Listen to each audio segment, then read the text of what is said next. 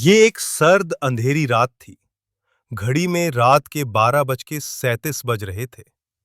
रोहन एक 28 साल का युवा पेशेवर अपनी पुरानी मारुति सेडान कार में दिल्ली के बाहरी इलाके की एक सुनसान सड़क पर चला जा रहा था।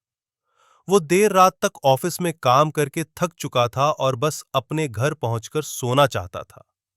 सड़क के दोनों ओर ऊंचे ऊंचे पेड़ खड़े थे, जिनकी टहनियां हवा में लहरा रही थीं और सड़क पर अजीबो-गरीब छायाएं बना रही थीं। सड़क पर स्ट्रीट लाइट्स थीं, लेकिन ज्यादातर खराब थीं। अंधेरा और गहरा लग रहा था।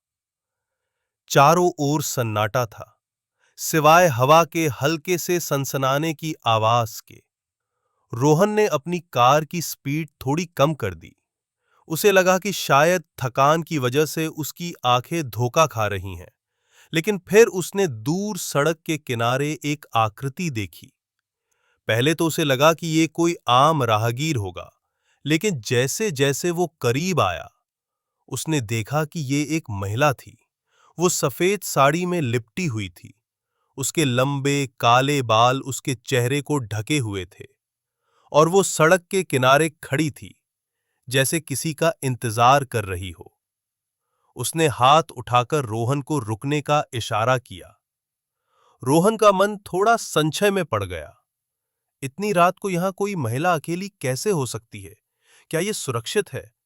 उसने सोचा, लेकिन उसका दिल कह रहा था कि शायद उसे मदद की जरूरत है। उसने कार धीरे से रोकी और खिड़की नीचे करके पूछा, क्या हुआ मैडम? आपको कहीं जाना है?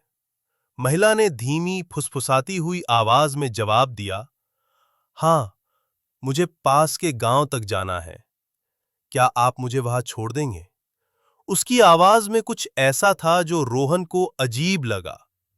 एक ठंडक, एक खोखलापन। फिर भी उसने हिचकिचाते हुए कहा, ठीक है, पीछे बैठ जाइए। उसने पीछे का दरवाजा खोला और महिला चुपचाप कार में बैठ गई। जैसे ही वो बैठी, रोहन को लगा कि कार के अंदर का तापमान अचानक गिर गया। उसने हीटर चालू करने की सोची, लेकिन फिर खुद को समझाया कि यह सिर्फ रात की ठंड है। कार फिर से चलने लगी। रोहन ने माहौल को हल्का करने के लिए बातचीत शुरू करने की कोशिश की। आप इतनी रात को यहां अकेली क्यों हैं? ये इलाका तो बहुत सुनसान है। महिला ने कोई जवाब नहीं दिया। कुछ सेकंड बाद उसने बस इतना कहा, थोड़ा आगे जाकर दाएं मुड़ना। रोहन ने फिर से कोशिश की, आपका नाम क्या है? आप कहां से हैं? मेरा नाम जरूरी नहीं है, उसने फिर वही फुसफुसाती आवाज में कहा और चुप हो गई। रोहन को उसकी खामोशी अजीब लगी। उसने रेडियो ऑन करने की कोशिश की, लेकिन वो काम नहीं कर रहा था। कार में एक भारी सन्नाटा छा गया और रोहन को अपनी ही सांसों की आवाज सुनाई देने लगी। तभी उसने रियरव्यू मिरर में एक नजर डाली। उसे कुछ अजीब सा लगा। महिला के पैर वे सीट से थोड़े ऊपर थे, जैसे जमीन को नहीं छू रहे हो। उसने अपनी आंखें मली और फिर से देखा। शायद ये मेरा वहम है, उसने खुद को तसल्ली दी। लेकिन उसका दिल अब जोर जोर से धड़क रहा था। कुछ मिनट बाद महिला ने कहा, यहां रुक जाइए। रोहन ने ब्रेक लगाया और देखा, वे एक पुराने जीर्ण शीर्ण कब्रिस्तान के पास पहुंच गए थे। कब्रिस्तान के गेट जंग से ढके हुए थे और अंदर घना कोहरा छाया हुआ था। रोहन का गला सूख गया। आप यहां क्यों उतर रही हैं? उसने डरते हुए पूछा। मेरा घर यहीं है, महिला ने कहा और कार से उतर गई। वो धीरे धीरे कब्रिस्तान के गेट की ओर बढ़ने लगी। उसकी चाल में कुछ अजीब था। वो चल नहीं रही थी, बल्कि हवा में तैरती हुई सी लग रही थी। रोहन का दिमाग चिल्ला रहा था कि वो वहां से भाग जाए, लेकिन उसका मन उसे रोक रहा था। अगर वो सच में मुसीबत में है तो, उसने सोचा। उसने कार बंद की और उसके पीछे पीछे चल पड़ा। कब्रिस्तान का रहस्य कब्रिस्तान के अंदर कदम रखते ही एक ठंडी हवा का झोंका आया, जिसने रोहन को हड्डियों तक ठंडक से भर दिया। चारों ओर पुरानी टूटी हुई कब्रें थीं और कोहरे के बीच कुछ दिखाई नहीं दे रहा था। उसने महिला को पुकारा, मैडम, आप कहां हैं? कोई जवाब नहीं आया। वो आगे बढ़ा, लेकिन तभी उसे एक हल्की सी धुन सुनाई दी। एक पुराना उदास गीत जो हवा में तैर रहा था। उसने उस दिशा में देखा और पाया कि महिला कब्रों के बीच गायब हो चुकी थी। रोहन ने इधर उधर देखा, लेकिन वो कहीं नहीं थी। अचानक एक भयानक चीख गूंजी। रोहन ने ऊपर देखा और उसके पैरों तेले जमीन खिसक गई। वो महिला अब एक कब्र के ऊपर हवा में तैर रही थी। उसका चेहरा अब साफ दिख रहा था, बेहद पीला, आंखें खोखली और होठों पर एक मुड़ी हुई डरावनी मुस्कान। उसकी साड़ी हवा में लहरा रही थी और उसकी हड्डीदार उंगलियां रोहन की ओर बढ़ रही थीं। रोहन चिल्लाया और भागने की कोशिश की, लेकिन कब्रिस्तान का गेट अपने आप बंद हो गया। वो फंस गया था। महिला धीरे धीरे उसकी ओर बढ़ रही थी। उसकी आंखों में एक भयानक चमक थी। रोहन में पीछे हटते हुए एक कब्र से टकरा गया और नीचे गिर पड़ा। उसने देखा कि महिला अब उसके ठीक सामने थी। उसने अपना हाथ बढ़ाया और जैसे ही उसकी ठंडी उंगलियां रोहन के चेहरे को छूने वाली थीं, रोहन की आंख खुली। वो अपनी कार में था, सड़क के किनारे पार्क की हुई। उसका पूरा शरीर पसीने से भीगा हुआ था। उसने घड़ी देखी, रात के 12:37। क्या यह सब एक सपना था? उसने खुद से पूछा। उसने राहत की सांस ली और अपनी आंखें मली, लेकिन तभी उसने रियर व्यू मिरर में देखा। पीछे की सीट पर वही महिला बैठी थी। उसका चेहरा अब और भी करीब था। उसकी खोखली आंखें रोहन को घूर रही थी और उसकी मुस्कान अब और चौड़ी हो गई थी। रोहन ने जोर से चीख मारी। उसकी आवाज सुनसान सड़क पर गूंज उठी और फिर सब कुछ शांत हो गया। क्या यह सच था? क्या रोहन बच पाया या वो उस भूतनी सड़क का शिकार बन गया? ये सवाल आज भी उस सड़क पर गूंजता है, जहां लोग कहते हैं कि एक सफेद साड़ी वाली महिला अब भी रात के अंधेरे में अपनी सवारी का इंतजार करती है। अगली कहानी।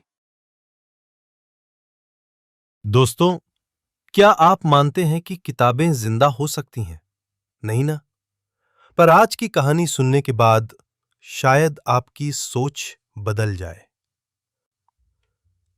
ये शुरू हुई थी एक ऐसी किताब से जिस पर लिखा था, जो पढ़ेगा वो पढ़ा जाएगा। मैं आर्यन, इतिहास का रिसर्च स्कॉलर, वाराणसी यूनिवर्सिटी में पढ़ता था। मेरा खोज का विषय था तंत्र मंत्र की गुमशुदा पद्धतियां।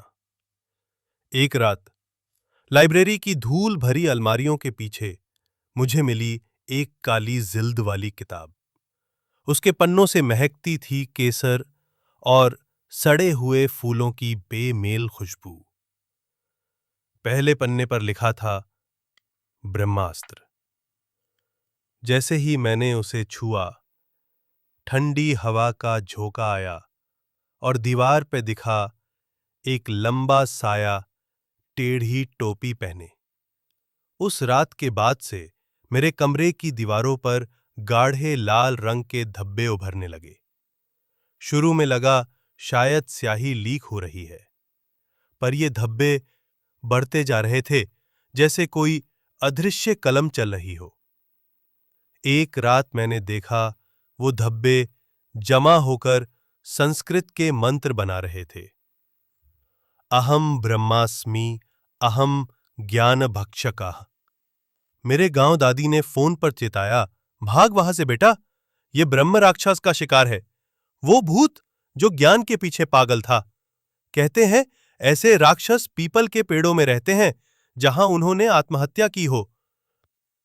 पर मैंने नहीं मानी तब तक जब तक मेरी किताबों से खून नहीं टपकने लगा। हॉस्टल के पीछे खंडहर मंदिर के बगल में था एक विशाल पीपल का पेड़। उसकी जड़ें अब मेरे कमरे तक पहुंच गई थीं। रात को सुनाई देता सर सर, जैसे कोई खुरच रहा हो। एक दिन मैंने देखा जड़ों में फंसा था एक काला अंगोछा, वही जो साए ने पहना था। मैंने एक तांत्रिक को बुलाया। उसने पेड़ के तने पर हल्दी सिंदूर से यंत्र बनाया और कहा, ये है विद्वानों का शापित भूत।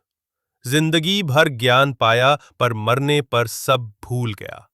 अब वो दूसरों का ज्ञान चूसता है। पर वो यंत्र टूट गया अगले ही दिन। कटे हुए बालों से बधी मानव खोपड़ी पेड़ से टंगी मिली। उस रात मेरी डायरी में लिखा मिला, तुम्हारी आंखें चाहिए, तुम्हारी यादें चाहिए।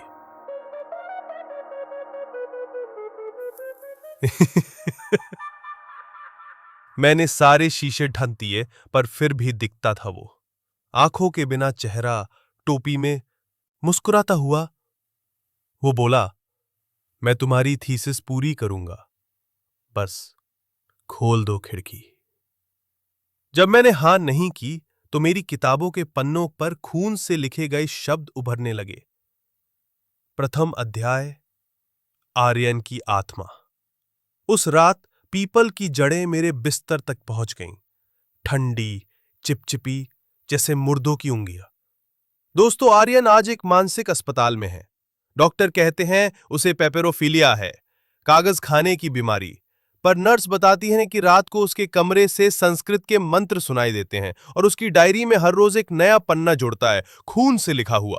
अगर आपको ये कहानी डरावनी लगी हो तो लाइक जरूर करें। कमेंट्स में बताएं, क्या आप कभी किसी ब्रह्म राक्षस के सामने आए हैं? नए डरावनी वीडियोस के लिए सब्सक्राइब करना ना भूलें। और हां, अगर आपको कोई काली जिल्द वाली किताब दिखे तो उसे मत छुइएगा, क्योंकि शायद वो आपको पढ़ रही है।